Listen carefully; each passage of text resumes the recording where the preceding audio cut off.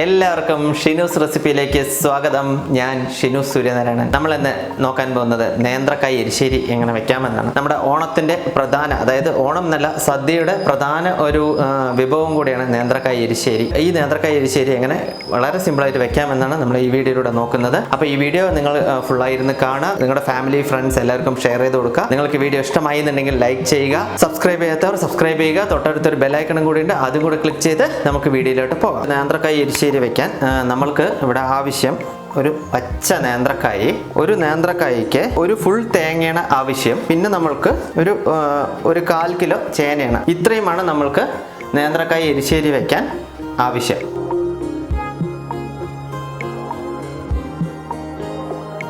പച്ചക്കറികളെല്ലാം അരിഞ്ഞു കഴിഞ്ഞതിന് ശേഷം നമുക്ക് ഒരു മിക്സിയുടെ ജാർ എടുത്തിട്ട് നമുക്കതിലേക്ക് 1/2 ടീസ്പൂൺ ജീരകം അതിലേക്ക് ഇട്ട് കൊടുക്കുക. അതിനുശേഷം ഒരു തേങ്ങ എടുത്തതിനെ പാതിയായിട്ട്, ഒരു തേങ്ങ ചിരവിയത് പാതി ഇത് നമുക്ക് അരച്ചെടുക്കാം, ഒന്ന് ചതച്ചെടുക്കുക, അത്രയാണ് അതിന് ആവശ്യമുള്ളൂ.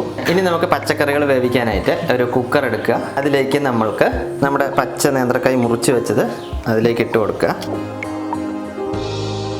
അതേപോലെ നമുക്ക് ചേനയും അതിലേക്ക് ഇട്ട് കൊടുക്കുക.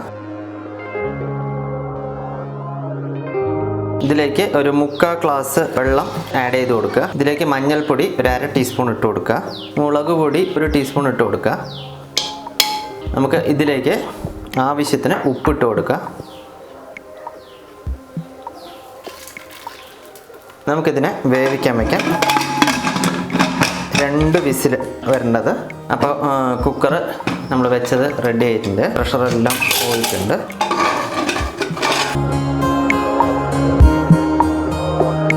ഇനി നമ്മൾക്ക് ഇത് ജസ്റ്റ് ഒന്ന് ഉടച്ചു കൊടുക്കണം. ഒരു മത്തോ അങ്ങനെ എന്തെങ്കിലും ഇട്ടിട്ടൊന്ന് ഉടച്ചു കൊടുക്കുക.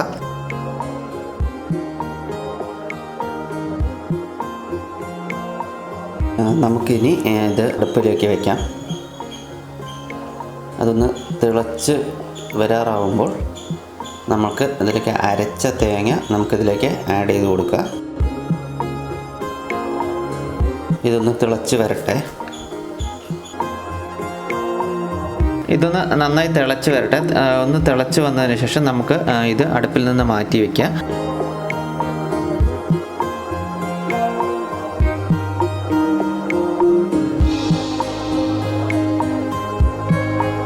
അതിനുശേഷം നമ്മളൊരു പാന് അടുപ്പത്ത് വെച്ചിട്ട് നമുക്കതിലേക്ക് കുറച്ച് എണ്ണ ഒഴിച്ചു കൊടുക്കുക.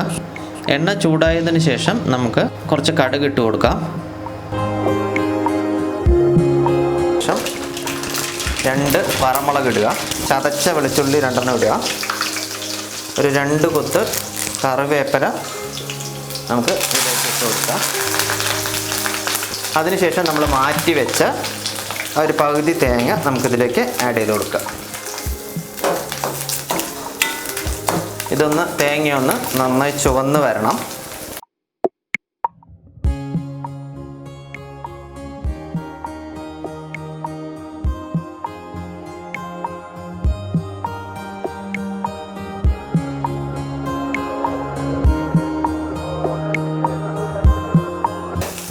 അപ്പോൾ ഏകദേശം നന്നായി ഒരു ചുവന്ന് വരുന്നുണ്ട്. ഇനി നമ്മൾക്ക്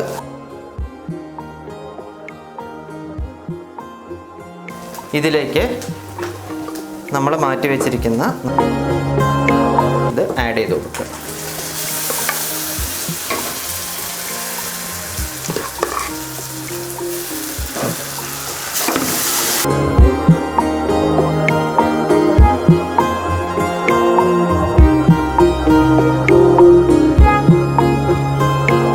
നേന്ത്രക്കായ എരിശ്ശേരി റെഡി ആയിരിക്കുകയാണ്.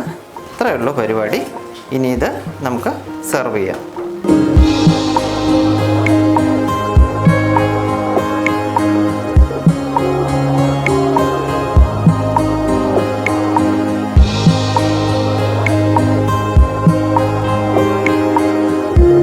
അപ്പോൾ നമ്മുടെ നേന്ത്രക്കായ എരിശ്ശേരി എല്ലാം തയ്യാറായിരിക്കുകയാണ്. അപ്പോൾ ഈ വീഡിയോ എല്ലാവർക്കും ഇഷ്ടമായി എന്ന് വിചാരിക്കുന്നു.